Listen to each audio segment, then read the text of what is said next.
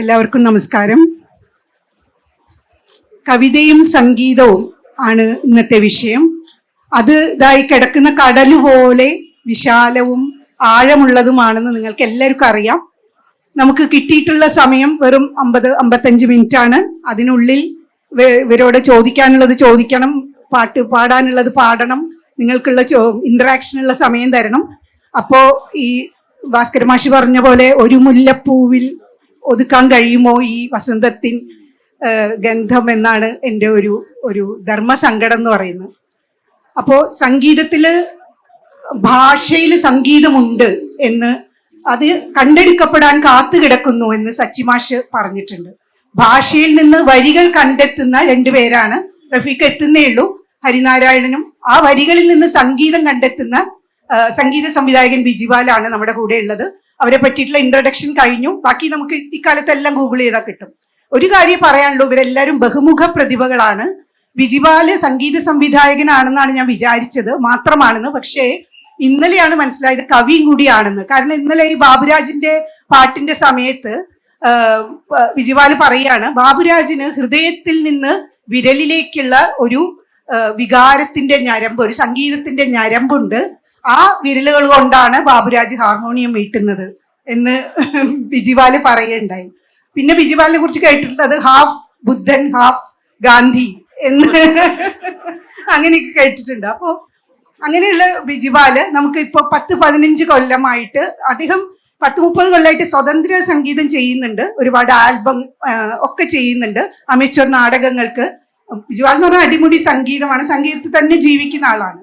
അപ്പൊ അദ്ദേഹം ചെയ്ത പാട്ടുകൾ, നമുക്ക് ഒരുപാട് പാട്ടുകൾ അറിയാം അല്ലെ. മഹേഷിന്റെ പ്രതികാരമുണ്ട്, ഇടുക്കി ഗോൾഡ് ഉണ്ട്, കളിയച്ചലിലെ പാട്ടുകളുണ്ട്, ആർട്ടിസ്റ്റിലെ പാട്ടുകൾ, ഇളവയിൽ വിരലുകളാൽ, അങ്ങനത്തെ ഒരുപാട് പാട്ടുകളുണ്ട്.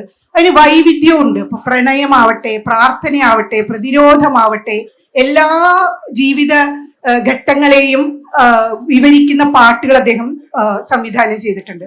അപ്പോ അദ്ദേഹത്തോട് ചോദിക്കാനുള്ളത്, ഈ പാട്ടുകള് ഒരു സംവിധായകൻ കഥാസന്ദർഭം വിവരിക്കുമ്പോൾ എങ്ങനെയാണ് മനസ്സിൽ സ്പോണ്ടേനിയസ് ആയിട്ടൊരു ഒരു ക്രിയേറ്റീവ് മൊമെന്റ് എന്താണ്? സ്പോണ്ടേനിയസ് ആയിട്ടൊരു ഈണം വരികയാണോ, അത് കഴിഞ്ഞാൽ അത് ഉപകരണങ്ങൾ വെച്ച് ചിട്ടപ്പെടുത്തി ആ ഒരു പാട്ടാക്കുകയാണോ, അതോ ഈ കഥാസന്ദർഭത്തിന് ഈ മൂഡ്, അപ്പൊ അതിന് പറ്റിയ ഈണ ഇത്, അതിന് പറ്റിയ രാഗം, അതിന്റെ സ്വരങ്ങൾ, അങ്ങനെ വളരെ സിസ്റ്റമാറ്റിക് ആയിട്ടാണോ ചെയ്യുന്നത്? ഇതിനൊരു സ്റ്റാൻഡേർഡ് ഓപ്പറേറ്റിംഗ് പ്രൊസീജിയർ ഇല്ല എന്നറിയാം. ഓരോ പാട്ടും വ്യത്യസ്തമായിരിക്കും. സ്റ്റിൽ എന്തെങ്കിലും അദ്ദേഹം അവലംബിക്കുന്ന ഒരു രീതി എന്താണെന്നുള്ളത്, അദ്ദേഹത്തിന്റെ എല്ലാ പാട്ടുകളും അദ്ദേഹത്തിന്റെ സിഗ്നേച്ചർ ഉണ്ട്. അത് ഞാൻ അടുത്ത റൗണ്ടിൽ പറയാം. അപ്പൊ അദ്ദേഹത്തിന്റെ ഒരു രീതി എന്താണെന്ന് നമുക്ക് ആദ്യം കേൾക്കാം. പെട്ടെന്ന് പറയാം, അറിയാവുന്ന പോലെ പറയാം. ഞാൻ പൊതുവെ ചെയ്യാറുള്ളത്, സംവിധായകർ നമുക്ക് കാര്യങ്ങൾ പറഞ്ഞു തരും, ആ അവസ്ഥ നമുക്ക് ഏകദേശം കിട്ടും. പിന്നെ എപ്പോഴും സജസ്റ്റ് ചെയ്യാറുള്ളത്, ഇപ്പോൾ ഹരിയെ പോലെ, റഫീഖേട്ടനെ പോലെയുള്ള ലിറിക് റൈറ്റേഴ്സ് കൂടെ ഇരുന്നിട്ട് ഒരു ചെറിയൊരു മീറ്റിംഗ് ഉണ്ടാകുന്നത് എപ്പോഴും നല്ലതെന്ന് പറയാറുണ്ട്. അവിടെ വെച്ച് തന്നെ ചിലപ്പോൾ ഒരു പല്ലവിയൊക്കെ നമുക്ക് ചെയ്യാൻ പറ്റിയെന്നിരിക്കും. അപ്പോൾ ആദ്യം ഞാൻ സെറ്റ് ചെയ്യുന്നത് സ്പീഡാണ്. ഏറെക്കുറെ എന്ത് സ്പീഡിൽ വേണം ഈ പാട്ട്, ടെമ്പോ എന്ന് നമ്മൾ പറയും. ടൈം സിഗ്നേച്ചർ, ഇപ്പോൾ നമ്മൾ ചതുരസ്രത്തിലാണോ അല്ലെങ്കിൽ തിസ്രത്തിൽ വേണോ, അല്ലെങ്കിൽ അങ്ങനത്തെ ഒരു മൂഡ് സെറ്റ് ചെയ്ത് കഴിഞ്ഞാൽ പിന്നെ നമ്മൾ കീബോർഡോ ഹാർമോണിയോ ഒക്കെ ആണെങ്കിൽ നമുക്ക് അത് വെച്ചിട്ട് നമുക്ക് ഈ സ്വരങ്ങളുടെ ഒരു കോമ്പിനേഷൻ ഉണ്ടാക്കുക ചെയ്ത് ഈണം പെട്ടെന്ന് ഇങ്ങനെ ഉണ്ടാക്കുന്നതിനേക്കാൾ കൂടുതൽ എനിക്ക് സൗകര്യവും അതുപോലെ എനിക്ക് കുറച്ചുകൂടി നല്ലതെന്ന് തോന്നിയിട്ടുള്ളത് സ്വരങ്ങളെ ഈണമാക്കലാണ്. അപ്പോൾ അതിന് ചിലപ്പോൾ റിപ്പീറ്റേഷൻസ് സാധ്യതകൾ കുറയും. നമ്മൾ പുതിയതായിട്ട് ഉണ്ടാക്കുന്ന ഒരു പ്രോബിലിറ്റി ആകുമ്പോൾ എന്നാലും വരും, ഇല്ലെന്നല്ല. പക്ഷെ നമുക്ക് ഒരു റിപ്പീറ്റേഷൻ, നമ്മൾ കേട്ട് പഴകിയ ഒരു ട്യൂൺ അല്ല എന്ന് നമുക്ക് ഒരു പരിധി വരെ ഉറപ്പിക്കാൻ പറ്റും. അതാണ് എൻ്റെ ഒരു സംശയം. നമ്മൾ ഇതുവരെ കേട്ട പാട്ടുകൾ, പല ജോണറിലുള്ള പാട്ടുകൾ, അതൊക്കെ നമ്മുടെ മനസ്സിലേക്ക് ഇങ്ങനെ ഇരമ്പി വരില്ലേ? ആ ഒരു വ്യത്യസ്തമായിട്ടുള്ള ഒരു ക്രിയേറ്റീവ് ആ ഒരു മൊമെന്റ് എങ്ങനെയാണ് അതിൽ കൊണ്ടുവരുന്നത്? അല്ല, പാട്ടുകൾ ഇരമ്പി ഇപ്പൊ ഇങ്ങനെയാണെങ്കിൽ വരാൻ സാധ്യത കുറവാണ്. പാട്ടുകൾ അല്ലെങ്കിൽ ഇന്ന മൂടുള്ള പാട്ടുകൾ കുറെ ഇങ്ങനെ നമ്മളുടെ ഉള്ളിലേക്ക് ഇരച്ചു കയറി വരും.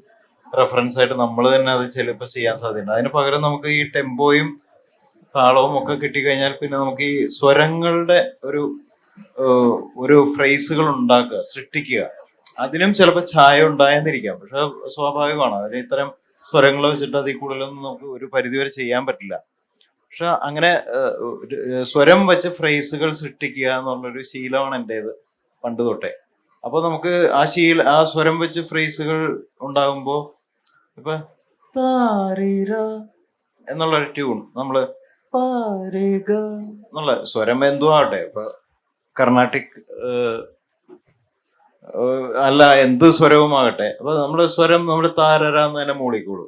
താരീര എന്നുള്ള അത് വരാത്തൊരു ഫ്രേസ് ആവണമെന്നില്ല, ഇരുമ്പും വരാം. താരീരാര എന്നാക്കുന്നു, താരീരാ എന്നാക്കുന്നു, താരീരാ എന്നാക്കുന്നു. അത് അതിന് പല വേരിയേഷൻസ് നമ്മൾ കൊണ്ടുവരാം. താരീരാക്കാം. അപ്പൊ ഓരോ നോട്ടുകളുടെ പ്രോബിലിറ്റീസ് നമുക്ക് പരീക്ഷിച്ചുകൊണ്ടേയിരിക്കുന്നു. അത് ഇമ്പമുള്ളതാകണം, അങ്ങനെയൊക്കെ ഇങ്ങനെ ചെയ്ത് പോവാം എന്നുള്ളതാണ്. അപ്പൊ അതിലെന്താ വെച്ചാൽ നമുക്കിപ്പോ കഥാസന്ദർഭത്തിന് യോജിക്കണം ആ മൂഡ്. പിന്നെ അതുപോലെ ഈ ഒരു പാട്ടിന് അതിൻ്റെതായിട്ടുള്ള ഒരു ജീവിതം ഉണ്ടല്ലോ, അതിൻ്റെതായിട്ടുള്ള ഒരു അസ്തിത്വം ഉണ്ട്. അതിങ്ങനെ തലമുറകൾ കൈമാറി ചിലതൊക്കെ കാലാതീതമായിട്ട് അങ്ങനെ ഒരു കാലാതീത്വം വരണം. അതേസമയം ഇപ്പോൾ യുവതലമുറയ്ക്ക് വേറെ ചില ഭാവുകത്വമാണുള്ളത്, ഒരു എസ്തെറ്റിക് മാറിയിട്ടുണ്ട്. അപ്പൊ എങ്ങനെയാണ് ആ എല്ലാ ഘടകങ്ങളെയും സാറ്റിസ്ഫൈ ചെയ്തുകൊണ്ട് ഇപ്പൊ ഒരു പടത്തിൽ പല മൂഡുള്ള പാട്ടുകളാണെങ്കിൽ അത് ചെയ്യാൻ പറ്റും, പക്ഷെ ഒരു പാട്ടിൽ അത് കൊണ്ടുവരാൻ പറ്റുന്നുണ്ടാവില്ല അല്ലെ? എങ്ങനെയാണ് അത്? അല്ല, എസ്തെറ്റിക്സ് മാറുക എന്ന് പറയുന്നത് അത് റിലേറ്റീവ് ആണ്. അത്രയ്ക്ക് നമുക്ക് ഞാൻ പലപ്പോഴും പല ഇതിലും പറയാറുണ്ട്. ഇപ്പൊ റഫീഖേട്ടൻ എഴുതിയ പാട്ടാണ് മാണിക്യച്ചിറകുള്ള എന്നുള്ള പാട്ട്. അത് ശരിക്ക് ആ സമയത്ത് ഉണ്ടായ ഒരു യൂണിവേഴ്സൽ സോങ് എന്നുള്ള രീതിയിലാണ് സൃഷ്ടിക്കുക. 70കളിലോ ഏർലി 80s ഉണ്ടായ. അപ്പൊ അതിനകത്തുള്ള വരികള് ശരിക്കും കണ്ടു വാഗപ്പൂവിൻ കൂട, കണ്ടു വാഗപ്പൂവിൻ കൂട, കണ്ടു മണിയിലഞ്ഞി തറകളും, മണിയിലഞ്ഞിത്തറകളും, കോടമഞ്ഞുണ്ടേ കൂമനുമുണ്ടേ തുടലിമുള്ളുണ്ടേ എന്ന, തുടലിമുള്ളുണ്ടേ കൂമനുണ്ടേ കോടമഞ്ഞുണ്ടേ എന്നാണ് പറയുന്നത്. സോ അത് ഇപ്പോഴത്തെ തലമുറയ്ക്ക് ഇഷ്ടമാവില്ലെന്നോ അല്ലെങ്കിൽ അത് കണക്ട് ആവില്ലെന്നോ ഒന്നും നമുക്ക് പറയാൻ പറ്റില്ല. അങ്ങനെ ഒരു പരിപാടി ഇല്ല ശരിക്കും. നമ്മൾ അത് വേണ്ട രീതിയിൽ വേണ്ട താലത്തിൽ വിളമ്പി കൊടുത്താൽ കുട്ടികൾ അത് ആഘോഷിക്കും എന്നുള്ളതിന് 100% ഉറപ്പാണ്. പക്ഷെ അത് അവരെ കൂടി കണക്ട് ചെയ്യാൻ നമ്മൾ ഫാബ്രിക്കേറ്റ് ചെയ്യരുത്. അവരുടെ ഉള്ളിൽ ഉള്ള ഒരാളാണ് നമ്മൾ സ്വയം ധരിക്കുകയും, അല്ലെങ്കിൽ ആ ഒരു പുതിയ വാക്ക് വൈബ് എന്നൊക്കെ പറയുന്ന വാക്കുണ്ടല്ലോ, അത് നമുക്ക് കണക്ട് ചെയ്യാൻ പറ്റുകയും ചെയ്തു കഴിഞ്ഞാൽ കുറച്ചും കൂടി എളുപ്പമാകും. അത് മ്യൂസിക്കിന് അങ്ങനെ ഒരു എസ്തെറ്റിക്കൽ ആയിട്ടുള്ള കാലികമായ ഡിഫറൻസുകൾ അതിന്റെ സ്ട്രക്ചറിങ്ങിൽ മാത്രമേ വരുന്നുള്ളൂ എന്ന് എനിക്ക് വിശ്വസിക്കുന്ന ഒരാളാണ്.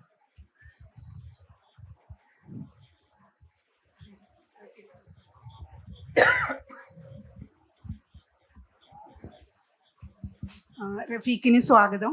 അപ്പോൾ റഫീഖിന്റെ ഒരു സവിശേഷമായ ഒരു കാര്യം പറയാനുള്ളത്, ഈ വർഷം റഫീഖിന്റെ 25ാമത്തെ വർഷമാണ് ഈ സിനിമാ ഗാനരംഗത്തെ. അപ്പോൾ അതിന് അദ്ദേഹം 1999 പറയാൻ മറന്ന പരിഭവങ്ങളുമായി ഗർഷോമിലൂടെ ഈ രംഗത്തേക്ക് വരുന്നത്. അതിന്റെ രജത ജൂബിലി ആഘോഷിക്കുന്ന റഫീഖിന് പ്രത്യേക അഭിനന്ദനങ്ങൾ അറിയിക്കുകയാണ്. അപ്പോൾ റഫീഖ് ആയിട്ട് പറയാനുള്ളത്, ഇപ്പോൾ ലോകത്തുള്ള എല്ലാ മേഖലകളും, ഇപ്പോൾ ഫിലോസഫി ആവട്ടെ, ഫിസിക്സ് ആവട്ടെ, ചിത്രകല, സംഗീതം, എല്ലാത്തിലും കാലാകാലമായിട്ട് ചർച്ച ചെയ്തുകൊണ്ടിരിക്കുന്നതാണ് ഈ ഫോം ആൻഡ് കണ്ടന്റ്. അത് ഒരു കാര്യത്തിന്റെ രൂപവും സത്തയും തമ്മിലുള്ള ബന്ധം. അപ്പൊ റഫീഖ് ഒരു സ്ഥലത്ത് പറയുന്നുണ്ട്, സിനിമാ ഗാനങ്ങളുടെ സാഹിത്യമാണ് അതിന്റെ ആത്മാവ്, സംഗീതം ഉടലാണ് എന്ന് പറയുന്നുണ്ട്.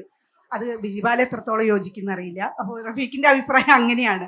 റഫീഖിന്റെ ഒരു പാട്ടിന്റെ വരികളുണ്ട്, എന്താണ്, നിഴലിനെ രൂപത്തിൽ നിന്നും അടർത്തുവാൻ, നിശയെ നിലാവിൽ നിന്നിഴപിരിക്കാൻ, ഒരു പനിനീർ പൂവിൻ ഇതളുകളിൽ നിന്ന് പരിമളം മാത്രമായി വേർപെടുത്താൻ കഴിയുന്നില്ലെന്ന് നാം അറിയുന്നു എന്നൊരു ഇതുണ്ട്. അതുപോലെ തന്നെയാണ് കവിതയും സംഗീതവും തമ്മിലുള്ള ബന്ധം. അപ്പൊ ഈ പശ്ചാത്തലത്തിൽ റഫീഖിനോട് ചോദിക്കാനുള്ളത്, ഇപ്പോൾ റഫീഖിന്റെ കവിതകൾ എല്ലാം തന്നെ കവിതകളാണ്. ഇപ്പൊ അത് നിലാമലരെ ആയിക്കോട്ടെ, മരണമെത്തുന്ന നാൾ, മഴ കൊണ്ട് മാത്രം, ഇങ്ങനെ ഒരുപാട് പാട്ടുകളുണ്ട് റഫീഖിന്റെ. പെരുമഴക്കാലത്തിലത്തെ പാട്ടുകൾ, ഇതപ്പോൾ അവസാനം വന്ന ഏതാ ബോഗൈൻ വില്ലയിലത്തെ പാട്ട്, ഇത്രയും പാട്ടുകൾ എല്ലാം തന്നെ കവിതകളാണ്. പക്ഷേ ഈ കവിതകൾ കടലാസിൽ കിടന്നിരുന്നെങ്കിൽ എത്ര പേരിലേക്ക് അത് എത്തുമായിരുന്നു. അതേസമയം സംഗീതത്തിന്റെ ചിറക് കൊടുത്ത് ബിജിപാലിനെ പോലുള്ളവര് പറത്തി വിട്ടപ്പോഴാണ് അത് ഇത്രയും ആസ്വാദകരുടെ ഇടയിലേക്ക് അത് എത്തിയത്. അപ്പോ കവിതയെ കവിയുന്ന എന്തോ ഒരു ആകർഷകത്വം ഇല്ലേ സംഗീതത്തിന്? അതാണ്.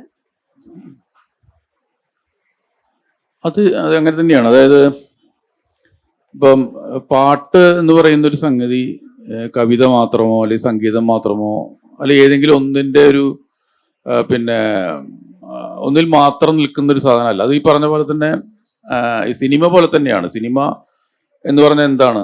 അതിലൊരു ചിത്രകലയുണ്ട്, നൃത്തമുണ്ട്, കഥയുണ്ട്, നാടകമുണ്ട്, പലതുണ്ട്. എല്ലാം കൂടി ചേർന്നിട്ടുള്ള ഒരു സംഗതി, ഒരു കലാരൂപമാണ്. അതുപോലെ തന്നെയാണ് പാട്ട് എന്ന് പറയുന്നത്.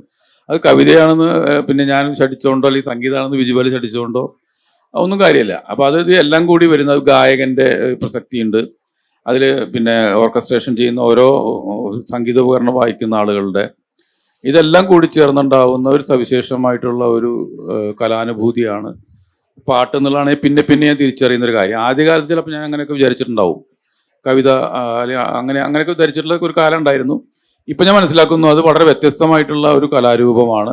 അത് ഒരാളുടെ മാത്രമല്ല എന്നുള്ളതാണ്. ഒരാൾക്ക് മാത്രമായിട്ട് അതിലൊന്നും ചെയ്യാനില്ല. അയാൾ എഴുതിയത് കടലാസിൽ തന്നെ കിടക്കും, കുറെ അക്ഷരങ്ങളായിട്ട് കിടക്കും മാത്രമേ ഉള്ളൂ.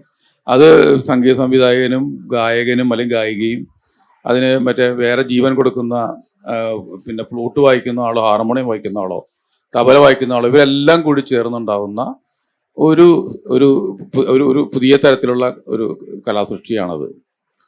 അതിന് നമുക്ക് ഇത്ര ശതമാനം ഇന്നയാൾക്ക് ഇത്ര ശതമാനം മറ്റാൾക്ക് എന്ന് പറയുന്നതിലൊന്നും വലിയ കാര്യമുണ്ടെന്ന് ഞാൻ വിചാരിക്കുന്നില്ല. കവിത കുറച്ചും കൂടി ആത്മനിഷ്ഠാണ് അല്ലേ? സംഗീതം കുറച്ചും കൂടി ഒരു ലോകനിഷ്ഠം, അങ്ങനെയൊക്കെ പറയാമോ? കവിത നമ്മൾ ഒരു ഏകാന്തതയിൽ ഇരുന്ന് വായിച്ച് ആസ്വദിക്കുകയല്ലേ ചെയ്യുന്നത്. സമയം പാട്ട് നമ്മളൊരു കുറച്ചുകൂടി അതായത് ഇപ്പം ഈ പറഞ്ഞ പോലെ ഒരു പാട്ട് കുറേ കാലങ്ങൾക്ക് ശേഷവും ആളുകൾ ഓർക്കണമെങ്കിൽ നിലനിൽക്കണമെങ്കിൽ അതിനകത്ത് കവിതയുടെ എന്തെങ്കിലും ഒരു അംശം ഉണ്ടായിരിക്കണം. ഇല്ലെങ്കിൽ അതങ്ങനെ അത്ര ശ്രദ്ധിക്കപ്പെട്ടൊന്നും വരില്ല. അതേസമയം ഇപ്പോൾ ഈ നേരത്തെ പറഞ്ഞ പോലെ നമുക്ക് ഈ ഇപ്പോഴത്തെ ഒരു കാലഘട്ടത്തിലെ ഒരു 1-2 ആഴ്ചയോ അല്ലെങ്കിൽ ഒരു മാസമോ 2 മാസമോ വളരെ ആഘോഷിക്കപ്പെടാവുന്ന പാട്ടുകൾ ഉണ്ടാക്കാൻ പറ്റും. പക്ഷെ ആ പാട്ട് അതോടുകൂടി കഴിയും. പക്ഷേ ഒരു 10-50 വർഷം കഴിഞ്ഞിട്ട് നമ്മൾ ചില പാട്ടുകൾ ഓർത്തെടുക്കുന്നുണ്ടെങ്കിൽ അതിലെ വരികൾ നമ്മുടെ ഉള്ളിൽ കിടക്കുന്നതുകൊണ്ടാണ്. അങ്ങനെ ഒരു കാര്യം അതിനകത്തുണ്ട്. അപ്പോൾ ആ വരികൾ അപ്പോൾ കവിത എന്ന് പറയുന്നത് അതാണ് ചെയ്യുന്നത്. കവിത എപ്പോഴും ചെയ്യുന്നത് എന്താണെന്ന് വെച്ചാൽ അത് കാലാതിവർത്തിയാക്കാൻ വേണ്ടി ശ്രമിച്ചുകൊണ്ടിരിക്കുകയാണ്. സംഗീതം മാത്രമായിട്ട് നിൽക്കുകയാണെങ്കിൽ ഇപ്പോൾ ഇന്നലെ നീ ഒരു സുന്ദരരാഗമായ പൊന്നോടെ കുഴലിൽ വന്നൊളിച്ചിരുന്നു, അതിൻ്റെ ആ സംഗീതം മാത്രമായിട്ട് ഒരിക്കലും കാലങ്ങളെ അതിജീവിക്കാൻ കഴിയില്ല. അതിൽ വരികൾ കൂടി വന്നുകൊണ്ടാണ് നമ്മൾ ഇന്നും അത്തരം പാട്ടുകൾ ഓർക്കുന്നത്. അപ്പം അങ്ങനെ ഒരു കാര്യം അത് ചെയ്യുന്നുണ്ട്. ഇതിനെ സ്ഥാപിച്ചെടുക്കുന്നുണ്ട്. ഈ സംഗീതത്തെ കൂടി അതിനെ പിന്നെ വരികളിലൂടെ അത് നിലനിർത്തുകയും മുന്നോട്ട് കൊണ്ടുപോവുകയും ചെയ്യുന്നുണ്ട്. അതുകൊണ്ടാണോ ഇപ്പോൾ റിയാലിറ്റി ഷോയിലും എല്ലായിടത്തും കുട്ടികൾ പഴയ 60-കളിലെ 70-കളിലെയും പാട്ട് തന്നെ പാടുന്നത്? ഇപ്പോൾ ഒരു റൗണ്ടിലായാലും ഒക്കെ യേശുദാസിന്റെയും ജയചന്ദ്രന്റെയും പുതിയ എത്രയോ നല്ല പാട്ടുകളുണ്ട്. അതെന്തുകൊണ്ടാണ്? അത് ഫെമിലിയർ ആവാത്തതുകൊണ്ടാണോ? അതോ ജഡ്ജിമാര് ആ ഒരു തലമുറയിൽപ്പെട്ടവരായതുകൊണ്ടാണോ? ഒരു ജെൻ സെഡിന്റെയും ജെൻ ആൽഫയുടെ ഒക്കെ പാട്ടുകൾ വരുന്ന കാലമാണ്. പക്ഷെ കുട്ടികൾ ഇപ്പോഴും നമ്മുടെ തലമുറയുടെ പാട്ടുകൾ തന്നെയാണ് പാടുന്നത്. അതിന് ഇപ്പോഴത്തെ പാട്ടുകൾ ക്ഷണപ്രഭ ചഞ്ചലങ്ങളായതുകൊണ്ടാണോ ആ പാട്ടുകൾക്ക് കാലാതിഥ്യം ഉള്ളത്? അങ്ങനെ എന്തെങ്കിലും ഉണ്ടോ? അങ്ങനെയും പറയാൻ പറ്റില്ല. കാരണം പലപ്പോഴും പാട്ട് എന്ന് പറയുന്നത് ഈ പറഞ്ഞ എല്ലാ ഘടകങ്ങളും കവിത, സംഗീതം, ശബ്ദത്തിന്റെ മാധുര്യം, മറ്റു കാര്യങ്ങളൊക്കെ ഉണ്ടെങ്കിൽ പോലും അതിനകത്ത് വേറൊരു കാര്യം കൂടി, ഇപ്പം നൊസ്റ്റാൾജിയ എന്ന് പറയുന്ന ഒരു കാര്യം കൂടി അതിൽ ഉൾക്കൊള്ളുന്നുണ്ട്. ഇപ്പോൾ നമ്മൾ ജീവിച്ചിരുന്ന നമ്മുടെ നല്ല ഒരു കാലഘട്ടത്തിൽ നമുക്ക് നല്ല യൗവനം ഉണ്ടായിരുന്ന, പ്രണയം ഉണ്ടായിരുന്ന, അല്ലെങ്കിൽ അങ്ങനെയുള്ളൊരു എന്താ പറയുക, ബഷീറൊക്കെ പറഞ്ഞ പോലെ യൗവനദീപ്തമായിട്ടുള്ള അങ്ങനെ ഒരു കാലഘട്ടത്തിൽ ഒരുപക്ഷെ നമ്മളിലൂടെ കടന്നു പോയിട്ടുള്ളൊരു പാട്ട്, ആ പാട്ട് ചിലപ്പോൾ അത്ര കവിതയായിട്ട് അല്ലെങ്കിൽ കാവ്യാത്മകത അല്ലെങ്കിൽ സംഗീതമൊന്നും അത്ര ഗംഭീരമൊന്നും ആയിക്കൊള്ളുന്നില്ല. എങ്കിൽ പോലും അത് പ്രത്യേക ഒരു സാഹചര്യത്തിലായിരിക്കും. നമുക്ക് കോളേജിൽ പഠിക്കുന്ന കാലത്തോ അല്ലെങ്കിൽ അങ്ങനെ ഒരു പ്രത്യേക കാലഘട്ടത്തിൽ നമ്മുടെ ഉള്ളിൽ തങ്ങി നിൽക്കുകയും നമ്മളെ സ്വാധീനിക്കുകയും ചെയ്ത പാട്ടായിരിക്കും. ഈ പാട്ട് വർഷങ്ങൾ കഴിഞ്ഞാലും കുറെ കഴിയുമ്പോഴും നമുക്കതിനെ അതിനോട് പ്രത്യേക തരത്തിലുള്ള ഒരു സ്നേഹം ഉണ്ടാവും, ഒരു ഇഷ്ടം ഉണ്ടാവും. ഈ പറഞ്ഞ ഇപ്പം നമ്മുടെയൊക്കെ തലമുറയിലുള്ള പാട്ടുകൾ പറയുന്ന ആസ്വദിക്കുന്ന പാട്ടുകളും ഇതേപോലെ നമ്മുടെ ഒരു നല്ല കാലഘട്ടത്തിലൂടെ കടന്നു പോയിട്ടുള്ളതാണ്.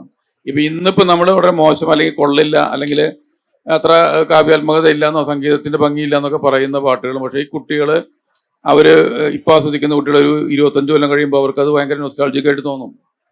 അങ്ങനെ ഒരു സാധ്യത ഉണ്ട് അതിനകത്ത്. ഹരിയോടാണ്. അപ്പോൾ റഫീഖ് പറഞ്ഞ് നിർത്തിയ സ്ഥലത്ത് നിന്ന് തുടങ്ങുകയാണെങ്കിൽ ഓരോരുത്തരുടെ ഓർമ്മകളുമായിട്ട് നമ്മുടെ ജീവിതകാലത്തിലെ ഓരോ ഘട്ടങ്ങളുമായിട്ട് ബന്ധപ്പെട്ടാണ് നമ്മൾ ഓരോ പാട്ടുകൾ. അപ്പോൾ ഹരിയുടെ പാട്ടുകളിൽ ഒരുപാട് വൈവിധ്യമുണ്ട്. ഇപ്പോൾ പ്രണയഗാനങ്ങൾ കുറേ എഴുതിയിട്ടുണ്ട്. അപ്പോൾ കവിത അനുരാഗ നദിയെ എന്ന് പറഞ്ഞിട്ടൊരു പ്രണയഗാനങ്ങളുടെ ഒരു സമാഹാരം തന്നെ ഉണ്ട് ഹരിയുടെ. അതിൽ ഒരു ഒരു ഒരു 4 വരി കവിത വളരെ മലയാളത്തിൽ എഴുതപ്പെട്ട നല്ല വരികളാണ് പ്രണയത്തെക്കുറിച്ച്. ഒരു മണിക്കല്ല് വീണതിനോർമ്മയിൽ ജലം 1000 വട്ടം വരച്ചതുപോൽ നിമിഷമാത്രമാം നീതന്ന കാഴ്ചതൻ നിറവിലെന്നെ വരച്ചു തീർക്കട്ടെ ഞാൻ. അപ്പൊ അത് കവിത വളരെ ബ്യൂട്ടിഫുൾ ആയിട്ടുള്ള കവിതയാണ്. അതേപോലെയാണ് ഹരിയുടെ പാട്ടുകളും. ഇപ്പോൾ ഒരുപാട് പോപ്പുലറായ ജീവാംശമായി, നീ ഹിമമഴയായി, ഹേമന്തമെൻ, അങ്ങനെ ഒരുപാട് പാട്ടുകളുണ്ട് ഹരിയുടെ. മറ്റേ വാതിൽക്കല് വെള്ളരിപ്രാവ്, ഒരുപാട് പാട്ടുകളുണ്ട്. അപ്പോൾ അത് ഇപ്പോൾ ഹരിക്ക് ഒരു വള്ളുവനാടൻ പശ്ചാത്തലമുണ്ട്, സംസ്കൃതത്തിൽ അറിവുണ്ട്, അക്ഷരശ്ലോക നിപുണനാണ്. അപ്പം ഇതിൻ്റെ പദസമ്പത്ത് നമുക്ക് മനസ്സിലാവും. പക്ഷേ ഹരിയുടെ വ്യത്യസ്തത അവിടെയല്ല. ഇപ്പോഴത്തെ ജനറേഷനുള്ള നീയാണേ ഞാനാണേ എല്ലാവരും ശശിയാണ്. പിന്നെ ഒരു റാപ്പ് സോങ് കേട്ടു, എന്തോ ഒരു റാപ്പ് സോങ് ഞാൻ കേട്ടു. അതുപോലെ കിം കിം കിം കിം ഇങ്ങനത്തെ ഓരോ പ്രയോഗങ്ങളുണ്ട്. അതുപോലെ നാക്കുപ്പെൻ്റെ നാക്കുട്ടാക്ക, ആ സിനിമയിലത്തെ പാട്ടുകൾ, ഇങ്ങനത്തെ കുറേ വെസ്റ്റേൺ പൂക്കളുടെ, ഇപ്പോൾ ഡാഫോഡിൽ, ലൈലാകം, വയലറ്റ്, അങ്ങനത്തെ പുഷ്പങ്ങളുടെ പ്രയോഗം, ഇതൊക്കെ പുതിയ തലമുറയുമായിട്ട് എങ്ങനെയാണ് ഇങ്ങനെ ഒരു റാപ്പ് ഉണ്ടാക്കുന്നത്? അവരും കൂടെ സംവദിച്ചിട്ടാണോ, നിരീക്ഷണമാണോ, വായനയാണോ, എങ്ങനെയാണ് പുതിയ തലമുറയ്ക്ക് വേണ്ട പാട്ടുകൾ ക്രിയേറ്റ് ചെയ്യുന്നത്?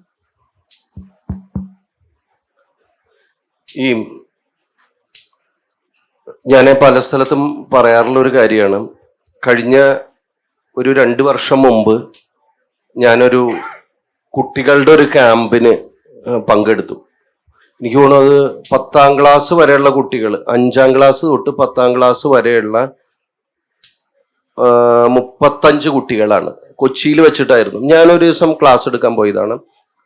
അപ്പൊ ക്ലാസ് എടുക്കാൻ പോയപ്പോ ഞാൻ ആരാന്ന് ഈ കുട്ടികൾക്ക് അറിയില്ല. എന്താണ് പേരൊക്കെ ചോദിച്ചു. അപ്പോ നമ്മൾ സ്വാഭാവികമായിട്ടും പറയാനുള്ള കാര്യങ്ങൾ, എൻ്റെ പാട്ടുകളൊക്കെ പറഞ്ഞ് ഇവർക്ക് പരിചയപ്പെടുത്തണല്ലോ കുട്ടികൾക്ക്. വേറെ വഴി 35 കുട്ടികളേ ഉള്ളൂ. അപ്പൊ ഇവർക്ക് എൻ്റെ പാട്ടുകളൊന്നും അറിയില്ലേ കുട്ടികൾക്ക്. അങ്ങനെ ഒരു സമാധാനം ഉണ്ട് എന്നെ സംബന്ധിച്ചുള്ള. അപ്പൊ ഞാനിത് ഇവരെന്തൊക്കെയാണ് പഠിക്കണതെന്ന് ചോദിച്ചപ്പോ അപ്പൊ ഞാൻ വെറുതെ ചോദിച്ചു, നിങ്ങൾക്ക് എത്ര പേർക്ക് മലയാളം അറിയാം എന്ന് ചോദിച്ചു. അപ്പൊ ആ 35 കുട്ടികളിൽ 13ഓ 14ഓ കുട്ടികൾക്കാണ് എഴുതാനും വായിക്കാനും അറിയുന്നത്. അപ്പോ ഇംഗ്ലീഷ് എല്ലാ കുട്ടികൾക്കും അറിയാം. എന്നെ അത്ഭുതപ്പെടുത്തിയ കാര്യം, പലർക്കും ഇപ്പൊ അത്ഭുതമില്ലാത്തൊരു കാര്യമായിട്ടുണ്ട്, അതിൽ 8ഓ 9ഓ കുട്ടികൾക്ക് കൊറിയൻ ഭാഷ വായിക്കാനും അത് പറയാനും അറിയാം. അവർ കേൾക്കുന്നത് കൊറിയൻ ഭാഷയിലുള്ള പാട്ടുകളാണ് അവർ കേൾക്കുന്നത്.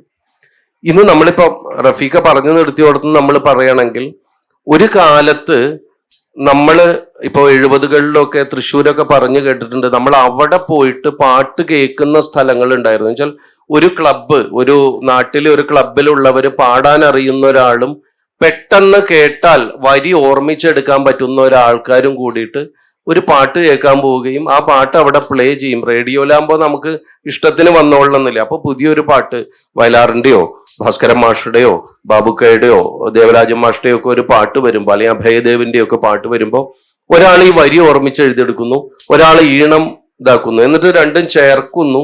ആ ചേർത്തിട്ട് അവരത് പാടിപ്പടിച്ച് മറ്റുള്ളവർക്ക് കൊടുക്കുന്നു. ഇങ്ങനെ ഒരു പ്രോസസ്സ് ഉണ്ടായിരുന്നു. അപ്പൊ അത് ഹൃദയത്തിൽ ഏറ്റിയിട്ടാണ് അവരതിനെ എടുത്തിരുന്നത്. അങ്ങനെ കൊണ്ടുവരികയായിരുന്നു. അത് മാറിയിട്ട് ഇന്നിപ്പോ മലയാളത്തിൽ തന്നെ 365 ദിവസം എടുക്കുമ്പോൾ ദിനം പ്രതി 3ഓ 4ഓ പാട്ടുകൾ വരുന്നുണ്ട്. അന്യഭാഷാ പാട്ടുകളുണ്ട്.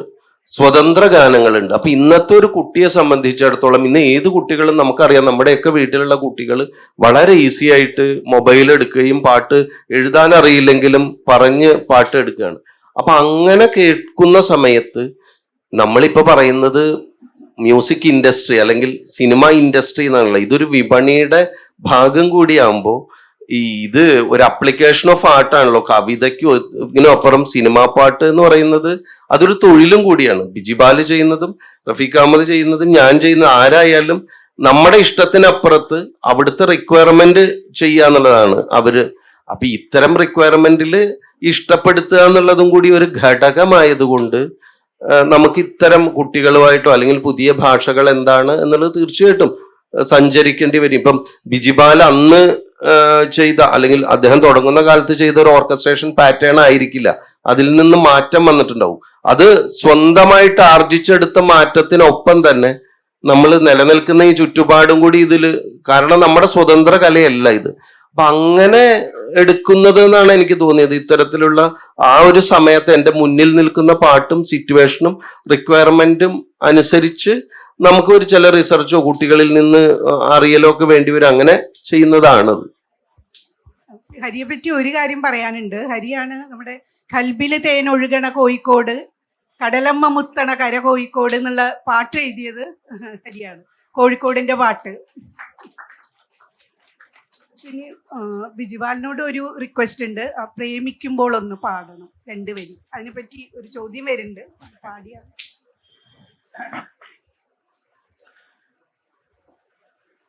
പ്രേമിക്കുമ്പോൾ നീയും ഞാനും നീരിൽ വീഴും പൂക്കൾ,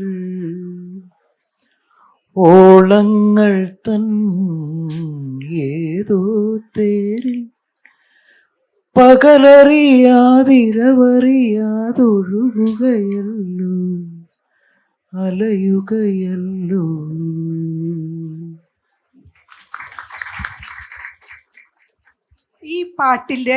ഈ പാട്ടിലും മറ്റു ചില പാട്ടുകളിലും ഇപ്പോൾ ബിജിബാലിൻ്റെതായിട്ടുള്ള ഒരു സിഗ്നേച്ചർ ഉണ്ട്, ഒരു പതിപ്പിച്ചിട്ടുണ്ട് ഓരോന്ന്. ഈ പാട്ടിൽ ഒരു പോസ് ഉണ്ട് ഒരു സ്ഥലത്ത് വെച്ചിട്ട്. ആ പോസ് നമ്മൾ അടുത്ത വാക്കിലേക്ക് ഒരു ഈഗർനെസ്സോടുകൂടി കാത്തിരിക്കുന്ന ഒരു പോസാണ്. അത് ഒരുപാട് പാട്ടുകളിലുണ്ട് ബിജിബാലിൻ്റെ. ഈ ലാസ്റ്റ് ഇറങ്ങിയ പുള്ളി എന്ന പാടത്തിന്റെ തമിഴിലുള്ള തൊലൈവി എന്ന് പറഞ്ഞിട്ടൊരു പാട്ട്, ആ പാട്ടിലും ഈ പോസ് ഉണ്ട്. അപ്പൊ ഇങ്ങനെ ഒരു പോസ് കൊടുക്കുക, ഇങ്ങനെ ഒരു പോസ് ആക്ച്വലി പണ്ട് കേട്ടിട്ടുള്ളത് മലയാളത്തിലെ ഏറ്റവും പ്രസിദ്ധമായിട്ടുള്ള പോസ് ദേവരാജ മാഷിന്റെ ഒരു പാട്ടിലാണ്. അതായത് സഖി നിന്റെ കവിളിന്മേൽ ഒരു ചുംബനം, ചുടുചുംബനം, ആ കവിളിന്മേൽ ഒരു ചുംബനം എന്ന് പറഞ്ഞിട്ട് ഒരു പോസ്, ഒരു ചുംബിക്കാനുള്ള പോസ് കൊടുക്കുന്നുണ്ട് ദേവരാജ മാഷ്. അതുപോലെയാണ് ഈ ബിജിബാലിന്റെ പാട്ടുകളിലുള്ള പോസ് ഞാൻ ശ്രദ്ധിച്ചിട്ടുള്ളത്. വേറൊരു പ്രത്യേകത, പാട്ടിങ്ങനെ പോയിക്കൊണ്ടിരിക്കുമ്പോൾ ഒരു ബിറ്റ്, ഒരു ഇന്റർലൂഡായിട്ട് ഒരു ഇന്ത്യൻ ഇൻസ്ട്രുമെന്റ്, ഏതെങ്കിലും ഒരു ഷെഹനായി അല്ലെങ്കിൽ ഒരു നാഗസ്വരം അല്ലെങ്കിൽ ഒരു വീണ, അതിൻ്റെ ഒരു ബിറ്റ് വരും. ഇപ്പോൾ ആ ഒരു ഭക്ഷണത്തെ കുറിച്ചിട്ടുള്ള പാട്ട് നമുക്ക് എല്ലാവർക്കും അറിയാം, സോൾട്ട് ആൻഡ് പെപ്പറിലെ ചമ്പാവ് പുന്നിൽ, അതിലൊരു ബിറ്റ് വരുന്നുണ്ട്, ഒരു സിത്താറിൻ്റെയോ വീണയുടെയോ മറ്റൊരു ബിറ്റ്. അങ്ങനെ ഒരു ഇന്റർലൂഡ് കൊടുക്കുക. അതുപോലെ ചില സ്പെഷ്യൽ ഇഫക്ട്സ്, ഇപ്പോൾ കണ്ണിലെ പൊയ്കയിൽ, ആ പാട്ടിൽ ഉടനീളം ഒരു വെള്ളത്തുള്ളി വീഴുന്ന ഒരു ശബ്ദമുണ്ട് ആ പാട്ടിൽ. അതുപോലെ കൈ ടാപ്പ് ചെയ്യുന്ന ഒരു ഇഫക്റ്റ് ഉള്ള ഒരു പാട്ടുണ്ട്. അപ്പോൾ ഇത്തരം സങ്കേതങ്ങൾ എങ്ങനെയാണ് ഉൾച്ചേർക്കുന്നത് പാട്ടിൽ, ഇതിൻ്റെ അതുപോലെ താനാതിൻ്റെ അങ്ങനത്തെ ഫ്രേസ്. പിന്നെ എനിക്ക് ഏറ്റവും ഫേവറേറ്റ് ആയിട്ടുള്ള സ്വപ്നം ഒരു ചാക്ക് തലയിലത് ചാങ്ങിയ ഒരു പോക്ക്, അതിൻ്റെ മുമ്പിലൊരു ഫ്രേസ് ഉണ്ട് ഇതുപോലെ തോം തകനത് എന്ന് പറഞ്ഞിട്ടുള്ളൊരു ഫ്രേസ്. അപ്പൊ അത്തരം കാര്യങ്ങൾ എങ്ങനെയാണ് അതിൽ ഉൾച്ചേർക്കുന്നത്? അല്ല, അത് അങ്ങനെ കൃത്യമായ തിയറികളില്ല അങ്ങനെ ഉൾച്ചേർക്കുന്നതിന്. വായ്ത്താരികൾ എന്ന് പറയുന്നത് നമ്മൾ പണ്ട് തൊട്ടേ ശീലിക്കുന്ന നാടൻ പാട്ടുകളിലാണെങ്കിൽ പോലും ഇപ്പോൾ എല്ലാ ക്ലാസിക്കൽ സംഗീതത്തിലും നാടൻ ശൈലിയിലും ഒക്കെ ഈ വായ്ത്താരികളുണ്ട്. ഒന്ന് വായ്ത്താരികൾ എന്ന് നമ്മൾ പറയും, ഇപ്പോൾ തില്ലാന അല്ലെങ്കിൽ താനം എന്നൊക്കെ നമ്മൾ ഇതിൽ പറയും. കൊന്നക്കോൽ എന്നൊക്കെ പറയും, അല്ലെങ്കിൽ തരാന എന്ന് ഹിന്ദുസ്ഥാനികൾ പറയും. അങ്ങനെ പല ഭാഷകളിലും ഈ ജിബ്രിഷ് എന്ന് നമ്മൾ പറയുന്നത് ഒരു അർത്ഥമില്ലാത്ത വാക്കുകൾ നാവിനും ഇതിനൊക്കെ വളരെ ഈസി ആയിട്ട് വഴങ്ങുന്നത് നമ്മൾ ഈ വായ്ത്താരികളായി ഉപയോഗിക്കും. വരികൾ വേണമെന്നില്ല. ഇപ്പൊ വരികൾ ഓർമ്മയില്ലാത്തവർക്കും തന്നെ ഇതിന്റെ ആ ഒരു ഇത് മനസ്സിലുണ്ടാവും. അത് നിൽക്കും. അത് ഈണത്തെ വെറുതെ പാടാൻ ഉപയോഗിക്കുന്ന, ഇപ്പൊ ഞാൻ ഇവർക്കൊക്കെ ട്യൂൺ ഇട്ടതിന് ശേഷം പാട്ട് എഴുതുമ്പോൾ ഇവർക്ക് കൊടുക്കുന്ന എല്ലാം താനാ താനാ എന്ന് പറഞ്ഞിട്ടാണ് കൊടുക്കുന്നത്. ഇപ്പോ ഹരിക്ക് കൊടുക്കുന്ന ഇപ്പൊ തനനാ താനാ തനനാനാന തനനാനാന തനനാന എന്നാണ് കൊടുക്കുന്നത്. എല്ലാം തനന തന്നെയാണ്. അപ്പോ പുലരാൻ നേരം ജനവാതിൽക്കൽ പുതുതായി എത്തും കിളി ചൊല്ലി അറിയാ നാട്ടില് പൊഴിയും മഞ്ഞിൽ പുലരൂ നിന്റെ വഴി. അത് കറക്റ്റ് ആ തനനയുടെ എണ്ണം എടുത്തിട്ട് ഇവർ എഴുതുകയാണ്. അപ്പൊ അതൊരു വലിയൊരു മാജിക്കാണ് ഇവര് ചെയ്യുന്നത്. കാരണം ആ എണ്ണത്തിലുള്ള പദങ്ങൾ കണ്ടെത്തുക, അത് അർത്ഥമുള്ളതാകുക, അത് ചേർത്ത് വെച്ചാൽ പൊതുവെ നല്ലൊരു അർത്ഥം ഉണ്ടാക്കുക, കവിത കുറയാത്ത രീതിയിൽ ഉണ്ടാക്കുന്നത്. അപ്പൊ അത് വേറൊരു കാര്യം. ഞാൻ ഈ വായ്ത്താരിയെ കുറിച്ച് പറഞ്ഞത്, നമുക്ക് ക്യാച്ചി, ഇപ്പോൾ ആദ്യത്തെ പാട്ട് തിരികെ ഞാൻ വരുമെന്നുള്ള പാട്ട് കമ്പോസ് ചെയ്തതിന് ശേഷം ലാലുവേട്ടൻ പറഞ്ഞത്, എടാ നമുക്കൊരു എൻ്റെ ഒരു ഹുക്ക് ലൈൻ കൂടി ഉണ്ടെങ്കിൽ നല്ലതായിരിക്കും, എപ്പോഴും റിപ്പീറ്റ് ചെയ്ത് വരുന്ന. അപ്പോൾ അങ്ങനെ ചെയ്താണ്.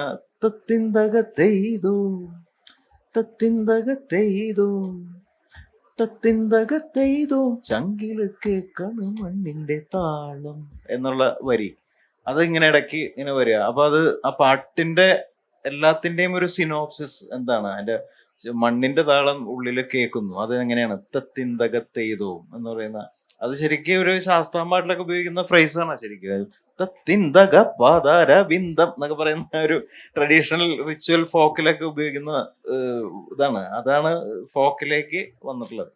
അപ്പൊ അത്തരം വായ്ത്താരികൾ നമുക്ക് ചിലപ്പോൾ ഇൻഡ്യൂഷൻ പോലെ വരും. അല്ലെങ്കിൽ എന്തിനേയും വരികളില്ലാതെ സങ്കല്പിച്ചാൽ അത് വായ്ത്താരിയാണ്. എല്ലാ സംഗീതത്തെയും വരികളില്ലാതെ സങ്കല്പിച്ചാൽ വായ്ത്താരി തന്നെയാണ്.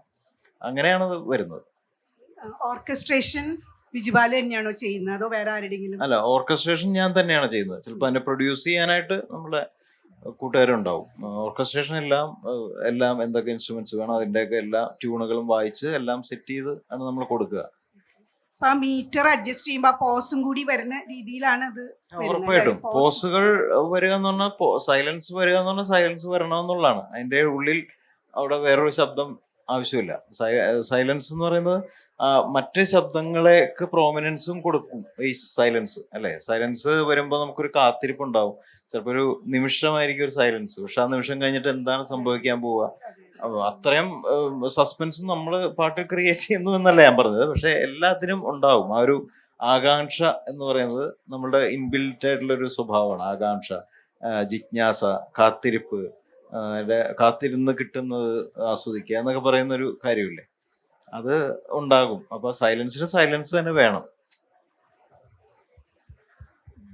റഫീഖിനോട് ഒരു 10-50 കൊല്ലം മുമ്പാണ് വയലാർ എഴുതി ദേവരാജൻ സംഗീതം ചെയ്തൊരു പാട്ടുണ്ട്. അതാണ് ഇടുക്കിയെ കുറിച്ചിട്ടുള്ള ഒരു പാട്ട് മലയാളത്തിൽ വന്ന ഒരു പാട്ട്. അതാണ് ഒരു പച്ചക്കഞ്ചാവിൻ മണമുള്ള കാറ്റ്, പീരുമേട്ടിലെ കാറ്റ്, ആ കാറ്റോടും അതിലൊരു കാറ്റും ഒരു പച്ചക്കഞ്ചാവൊക്കെ നമ്മൾ കേട്ടിട്ടുണ്ട്. അതിലൊരു പെണ്ണുണ്ട്, തോടയിട്ടൊരു പെണ്ണ്. ആ പെണ്ണിൻ കണ്ണുകൾ പരൽമീൻ കണ്ണുകൾ, നാളെ പൊന്നിൻ ചൂണ്ടയെറിഞ്ഞു പിടിച്ചാൽ അതിൻ്റെ ഗമയൊന്നു വേറെ. അങ്ങനെ ഒരു പാട്ടുണ്ട്. അപ്പൊ അതില് ഒരു പുരുഷന്മാരുടെ ആഘോഷമാണ്, ഒരു വിനോദയാത്രയാണ്. നസീറും കൂട്ടരും കൂടി പോണ ഒരു വിനോദയാത്ര. അതിൽ വിജയശ്രീ കാണുന്ന ഒരു രംഗമാണ്. അപ്പൊ അതില് പെണ്ണിനെ കാണുന്നത് ഒരു മാദകം, അതായത് അവളെ ചൂണ്ടയിട്ട് പിടിക്കണം എന്നുള്ളൊരു മാദക രൂപമായിട്ടാണ് പെണ്ണിനെ കാണുന്നത്.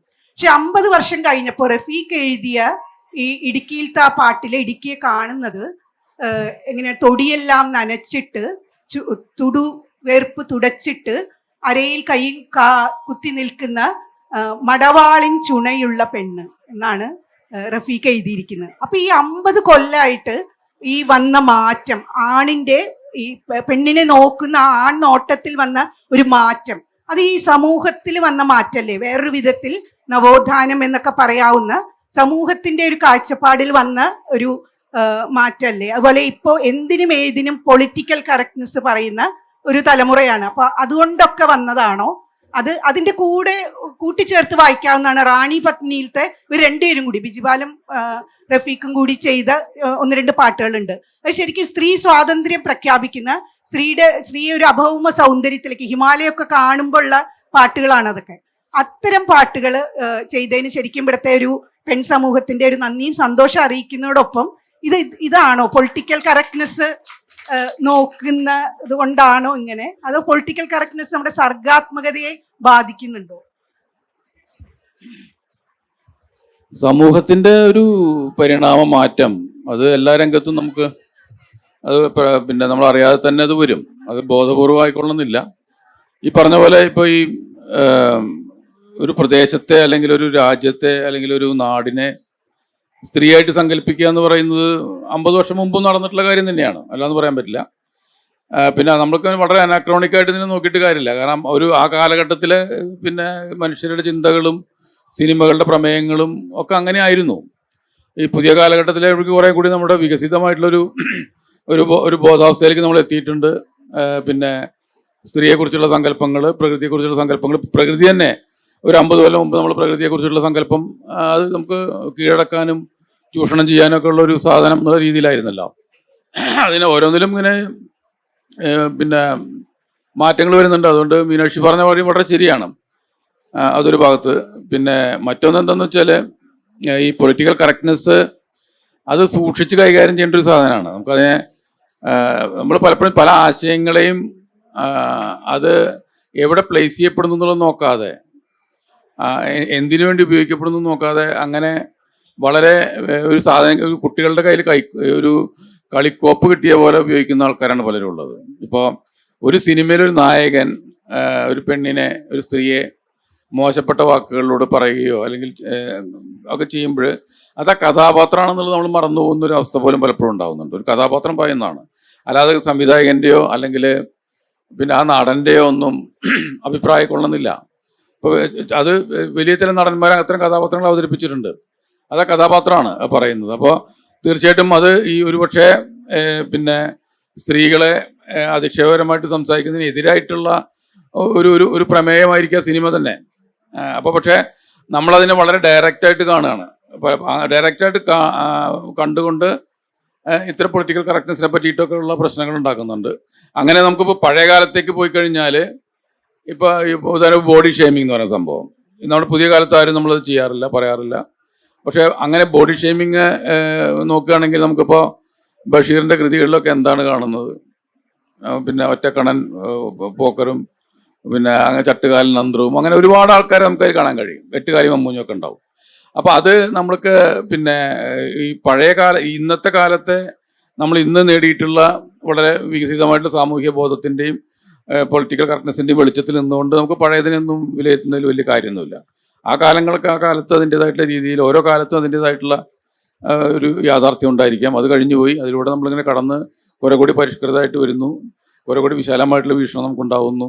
സ്ത്രീയെ കാണുന്നതിലും മനുഷ്യനെ കാണുന്നതിലും പ്രകൃതിയെ കാണുന്നതിലും ഒക്കെ തന്നെ നമ്മുടെ പിന്നെ അത് പാട്ടിൽ മാത്രം സംഭവിക്കുന്നതല്ല, സമൂഹത്തിൽ സംഭവിക്കുന്നതിൻ്റെ ഒരു പ്രതിഫലനം മാത്രമാണത്. പിന്നൊരു തിരിച്ചുപോക്ക് ഉണ്ടാവില്ലായിരിക്കും അല്ലെ? ഇനി പുരോഗമനപരമായിട്ട് പോവായിരിക്കും. തിരിച്ചുപോക്കിന് സാധ്യതയില്ല, തിരിച്ചുപോകാൻ കഴിയില്ല. അത് തിരിച്ചുപോകാൻ കഴിയില്ല.